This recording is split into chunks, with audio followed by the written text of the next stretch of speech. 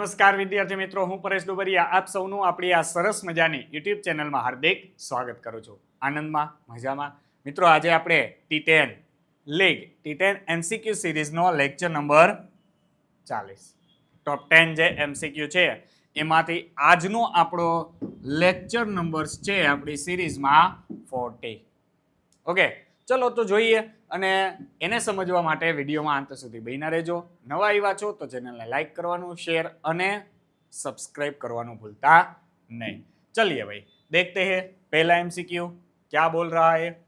5/9 8/15 5/9 8/15 4/7 અને 6/11 આમાંથી સૌથી મોટો અપૂર્ણાંક કયો છે?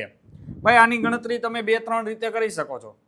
પહેલા બબેની કમ્પેરિઝન કરો, એમાંથી નાના મોટા ખબર પડી જશે અને પછી એ બેની કમ્પેરિઝન કરો. એટલે જો બે મોટા કીધા હોય તો મોટાની કમ્પેરિઝન કરવાની, સૌથી નાનો પૂછ્યો હોય તો બંને નાનાની કમ્પેરિઝન કરવાની, એટલે તમને ખ્યાલ આવી જશે. ચલો આ બેની કમ્પેરિઝન કરશું, આની કમ્પેરિઝન કરશું. 15 પંચા 75, 9 અઠા 72. ચલો ભાઈ છેદમાં તો 15 નવા ને 145 થશે, 135 થશે, એટલે એમાં કઈ પ્રશ્ન આવશે નહીં. છેદનો ગુણાકાર નથી કરવાનો. ચલો આમાં અંશ જેનો મોટો આવ્યો હોય, અપૂર્ણાંક મોટો, તો આપણને મોટાની વાત કરી છે. આ બે માંથી મોટા કોણ છે? 5/9. હવે આ બંનેમાંથી 11 ચોક 44 અને 6 સત્તા ને 42. ચલો ભાઈ 44 અહીંયા મળ્યા. 44 શેમાં મળ્યા? તો કે 4/7. તો આ બંનેમાં મોટો અપૂર્ણાંક કોણ છે? 4/7. હવે આની કમ્પેરિઝન કરી નાખીએ. 7 પંચા 35 અને 9 ચોક 36. ચલો ભાઈ અહીંયા 36 વધારે મળ્યા. શેમાં મળ્યા? તો કે સાહેબ 4/7. તો તમારો ભાઈ મોટો અપૂર્ણાંક છે એ કયો આવશે? તો કે 4/7 આવશે. ઓકે, તો યોર કરેક્ટ આન્સર શું આવશે? 4/7. અથવા તો તમે આનો ક્રમિક તફાવત લઈ અને એને સરખા કરીને પણ ગણતરી કરી શકો છો. ઓકે, તો આ તમને આન્સર મળી ગયો ભાઈ. સૌથી મોટો અપૂર્ણાંક કયો છે? તો કે ભાઈ 4/7 છે. ચલો next MCQ number 2. 0.1 plus 0.11 plus 0.111 plus 0.1111. ભાઈ આવા પ્રકારની પેટર્નના એમસીક્યુ પૂછાય તો કંઈ જ નહીં કરવાનું. અહીંયા એક હોઈ શકે, 2 હોઈ શકે, 3 હોઈ શકે, 4 પણ હોઈ શકે, જે બી હોય. કેટલે સુધી છે મેક્સિમમ? જો બધા એક એક જ છે, ક્યાં સુધી છે? 4 વખત છે કે નહીં? તો 4 નો ઘડિયો, 1 નો ઘડિયો 4 સુધી લખવાનો. 1 2 3 4 પોઈન્ટ પછી 0 ઇઝ યોર કરેક્ટ આન્સર. ચલો ભાઈ તમારો કરેક્ટ આન્સર છે એ શું આવશે? D, sorry C option is your correct answer. 43 21 તમારો કરેક્ટ આન્સર છે એ તમને શું મળશે? 4 3 2 1.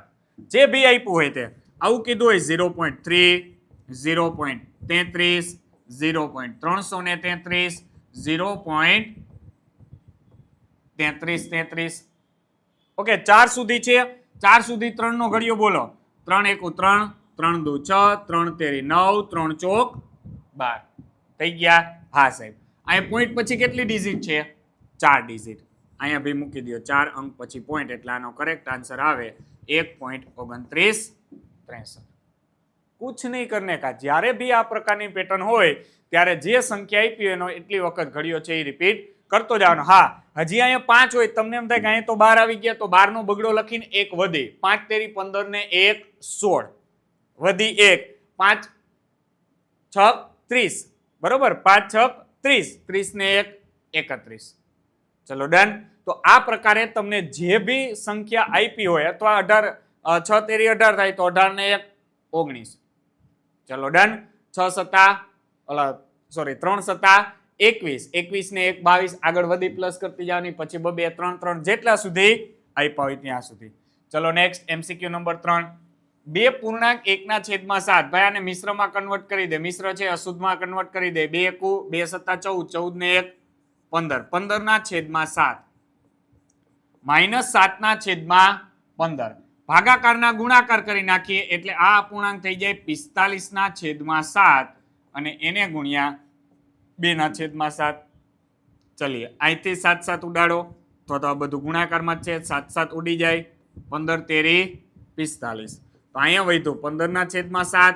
આ માઇનસના માઇનસ, આ બે જો ગુણાકારમાં છે. 3 દુ 6, 6/7. તો 15 માંથી 6 જાય એટલે 9 વધે. છેદ તો બેના સરખા જ છે. 9/7. તો આને લખાય 7 એકુ 7. એમાં 2 પ્લસ કરો એટલે 9 મળે. તો કરેક્ટ આન્સર શું આવે ભાઈ? 1.2/7. તો your correct answer is option A. બરાબર, કરેક્ટ આન્સર શું આવશે? ઓપ્શન એ આવશે. મિશ્રમાં કીધું છે, મિશ્રમાં કન્વર્ટ કરી દીધું આપણે અશુદ્ધમાંથી. ચલિए जनाब देखते हैं एमसीक्यू नंबर 4. ઓ ગુણાકાર આપ્યો છે 0.02, 0.008, 0.03. કાંઈ જ નહીં કરવાનું. જે સંખ્યા આપી છે દશાંશ સંખ્યાના ગુણાકાર ભાગાકાર હોય ત્યારે શું કરવાનું? તો કે જે અંક આપ્યો છે એનો ગુણાકાર કરી નાખો. 8 દુને 16, 16 તેરીને 48 મૂકી દીધા. હા, 48 વાળો જવાબ આવશે. 48 વાળા 3 જવાબ છે. ઓકે, અહીંયા પોઈન્ટ પછી કેટલા ડિજિટ છે? 2. અહીંયા પોઈન્ટ પછી કેટલા ડિજિટ છે? 3. અહીંયા પોઈન્ટ પછી કેટલા ડિજિટ છે સાહેબ? 2 ડિજિટ છે ને? ટોટલ ડિજિટનો સરવાળો કરી નાખો. 2 ને 3 5, 5 ને 2 7. તો મતલબ તમે પોઈન્ટ મૂકો એના પછી ટોટલ 7 અંક આવવા જોઈએ. તમારી પાસે કેટલા છે? 2 છે. કેટલા ઘટે? 1, 2, 3, 4 અને 5. ચલો ભાઈ, 2 અંક અને 5 ઘટતા હતા એટલા શૂન્ય મૂકી દીધા અને આગળ મૂકી દો 0 પોઈન્ટ. ચલો, તો 5 0 શું આવશે? 48. 3 ને 2 5, 48. તો તમારો કરેક્ટ આન્સર છે એ શું આવશે? Option C. ઓકે, જેટલા ઘટે છે જ્યારે બી દશાંશ સંખ્યાના ગુણાકાર હોય તો અંકનો સીધો શું કરી નાખવાનો? ગુણાકાર. અને બધા પછીના પોઈન્ટ જેટલા છે એટલા પોઈન્ટ તમારે કઈ બાજુ ખસી જવાના? ડાબી બાજુ. તમારી પાસે અંક નથી તો એટલા શું મૂકી દેવાના? શૂન્ય મૂકી દેવાના. ચલો ડન. Next MCQ number 5. વર્ગમૂળમાં 128 પ્લસ વર્ગમૂળમાં 260 માઇનસ 4. તો સાહેબ પહેલા આની બાદબાકી થાય. 260 માંથી 4 બાદ કરો એટલે કેટલા મળે? 256 મળે કે નહીં? તો કે હા સાહેબ મળે. હવે 256 ની ઉપર ટોપી છે એ તો 256 નું વર્ગમૂળ જોયું. 256 નું વર્ગમૂળ કેટલું થાય? 16 થશે. આ કે ના? એટલે જો આખો લબાચો પૂરો થઈ ગયો ને. 60 માંથી 4 કાઢ્યા એટલે 56. 56 નું વર્ગમૂળ કેટલું થયું? 256 નું વર્ગમૂળ 16. હવે 128 પ્લસ 16 એટલે આ કેટલા થાય? 144 થાય. એની ઉપર પાછી ટોપી છે તો 144 નું વર્ગમૂળ. ચલીએ ભાઈ, શું મળે? આખા ગામને ખબર પડે. શું મળે? 144 નું વર્ગમૂળ 12. આ રીતે સિમ્પલ. અહીંયા ને અહીંયા તમારે ઇરેઝ કરીને ડાયરેક્ટ લખી નાખવાનું છે કારણ કે આપણી પાસે લખવાનો વધારે કાંઈ સમય હોતો નથી. ચલીએ જનાબ, ઘનમૂળ. તો ઘનમૂળ આપણે એના માટે 1 થી 10 સુધીના ઘન આવડવા જરૂરી છે. 1 થી 10 સુધીના ઘન. ચલો, અહીંયા છે ઘનમૂળની અંદર 80, 43, 57. ચલીએ, ઘનમૂળનો નિયમ છે 2 નો ઘન કરો તો 8 આવે અને 8 વાળાનો ઘન કરો તો શું આવે? 2. 3 નો ઘન કરો તો 7 આવે અને 7 નો ઘન કરો તો એકમનો અંક શું આવે? 3 આવે. આમાં બદલાય, બાકી બધા મી જ રહી. 1 1, 4 4, 5 5, 6 6, 8 2, 9 9, 0 0. એક ખાલી અહીંયા બદલાશે. 2 8 તો 8 2, 3 7 તો 7 3. મતલબ 3 વાળાનો ઘન કરો તો 7 આવે ને 7 વાળાનું ઘનમૂળ લ્યો તો શું આવે? 3 આવે. આટલી આપણને ખ્યાલ હોવો જોઈએ. તો અહીંયા સૌપ્રથમ આપણે એકમના અંક ઉપરથી એકમનો અંક નક્કી કરશું. ચલો ભાઈ, 7 છે તો તમારા ઘનમૂળમાં એકમનો અંક શું આવશે? 3 આવશે. ચલો ભાઈ, 3 વાળા આવે એટલે આ 87 તો નીકળી જાય. અને 103 બી નું આવે. કેમ? તો કે ભાઈ અહીંયા જુઓ 6 આંકડા જ છે, અહીંયા વધી જશે. ઓકે, અંક મોટો થઈ જશે એટલે આ પણ નો આવે. કા 83 આવશે ને કા 93 આવશે. તો અહીંથી આપણને 3 ખબર પડી ગઈ. એકમનો અંક મળી ગયો. હવે ઘનમૂળ હોય ત્યારે છેલ્લા 3 અંકને કાઢી નાખવાના. વૈધા શું? આગળના 804. તો મિત્રો 804 કોના ઘનની વચ્ચે આવે? તો કે ભાઈ 9 ના ઘન અને 10 ના ઘનની વચ્ચે આવે કે નહીં? આ કે ના? 9 નો ઘન શું થાય? તો કે 729 અને 10 નો ઘન શું થશે? 1000 થશે. યસ ઓર નો? તો ભાઈ 9 નો ઘન 729 છે અને 10 નો ઘન 1000 છે. આ બે ની વચ્ચે આવે એમાં નાની સંખ્યા છે એ તમારો દશક નો અંક થાય. એટલે ઇઝ યોર કરેક્ટ આન્સર 93. તો ભાઈ આ કોનું ઘનમૂળ છે? 93 નું ઘનમૂળ છે. આનો મતલબ એવો થયો કે તમે 3 વખત 93 93 93 કરશો એટલે તમને મળશે 804 357. આ ઘનમૂળનો નિયમ છે. ઘનમૂળ કાઢવું સાવ સહેલું છે. 1 થી 99 સુધીના ઘનમૂળ તમે ઇઝીલી આરામથી કાઢી શકશો મોઢે, કોઈ પણ પેન પેપરનો યુઝ કર્યા વગર. ચलिए જનાબ आगे की ओर बढ़ते हैं. MCQ number 7. બે સંખ્યાઓનો ગુસા 5 આપ્યો છે અને લસા 60 છે. જો એમાંની એક સંખ્યા 15 હોય તો બીજી સંખ્યા શોધો. સીધું જ મૂકવાનું છે ને. 5 ગુણ્યા 60 ના છેદમાં 15. 15 4 60 અને 5 ચોક ને 20. કેમ સાહેબ આવું કર્યું? 20 જવાબ આવે. ભાઈ આવું હતું ને?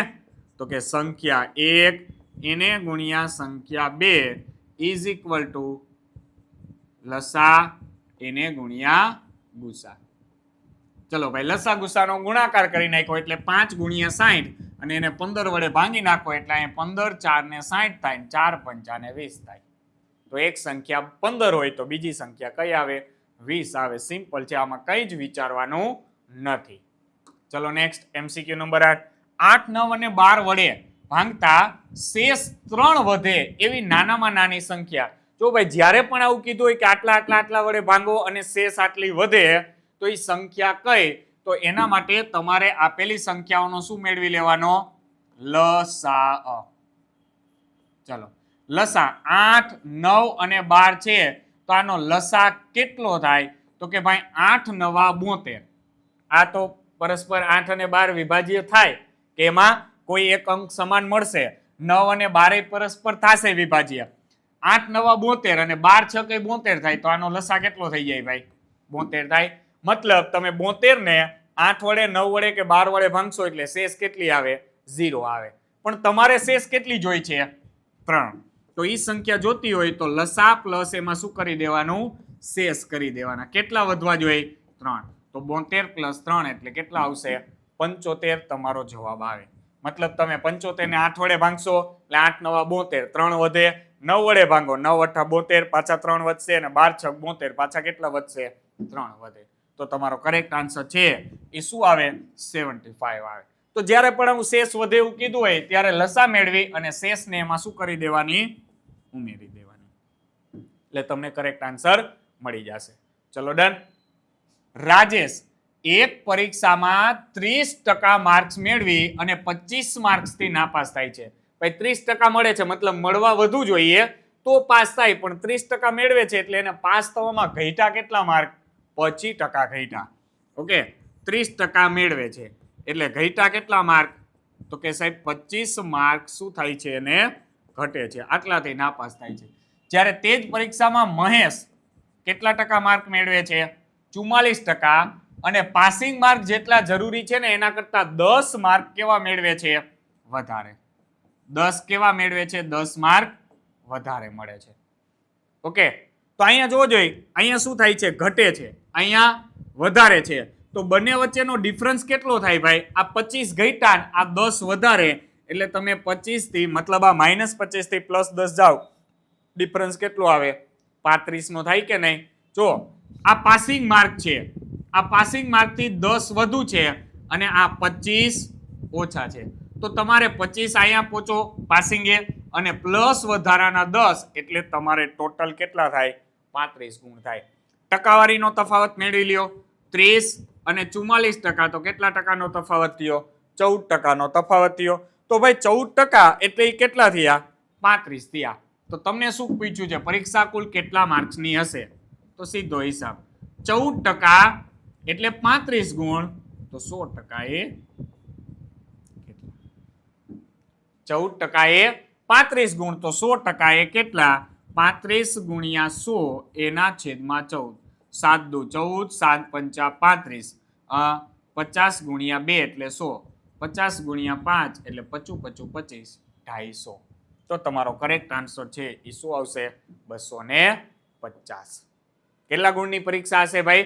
250 ગુણની પરીક્ષા હશે. ખાસ ધ્યાન રાખજો, અહીંયા 30% છે, અહીંયા 25 માર્ક થયા અને 44% હતા ત્યારે પાસિંગ કરતા 10 વધારે મળે.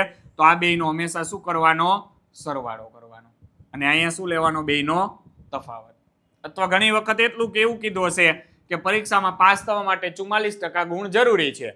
આ ભાઈ 30% મેળવે છે ને આટલા માર્ક્સથી નાપાસ થાય છે, તો 44% મેળવે એટલે 14%નો તફાવત સીધો આ 25 માર્ક થઈ જાય. પણ અહીંયા તમને બેયમાં કીધું હતું, આને મળે છે, આને મળે છે, આને ઓછા મળે, આને વધુ મળે છે. તો ત્યારે આ બેયનો શું લેવાનો? સરવાળો.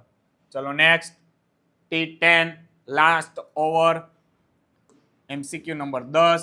જો કોઈ સંખ્યાના 20% 120 થાય તો તે જ સંખ્યાના 120% શું થશે? ચલો, કોઈ સંખ્યા એટલે x, એના 20% એટલે 20/100 એ કેટલા થયા ભાઈ? 120 થયા કે નહીં? તો કે હા સાહેબ.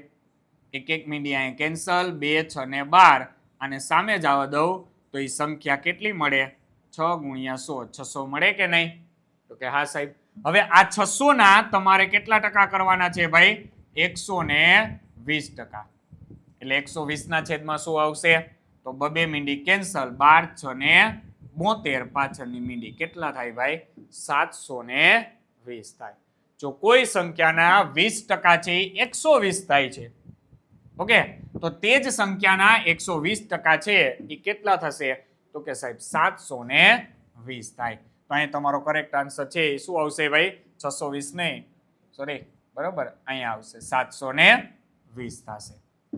ચલો ડન. ફરીથી 2 6 12 એટલે આ કેટલા મળ્યા તમને? 600 મળ્યા. કારણ કે અહીંયા તમને 20% કીધા હતા. તો એ 600 ના પાછા તમારે શું કરવાના છે? એ જ સંખ્યાના 120%. તો 12 6 ને 72 એટલે તમારો કરેક્ટ આન્સર શું આવશે ભાઈ?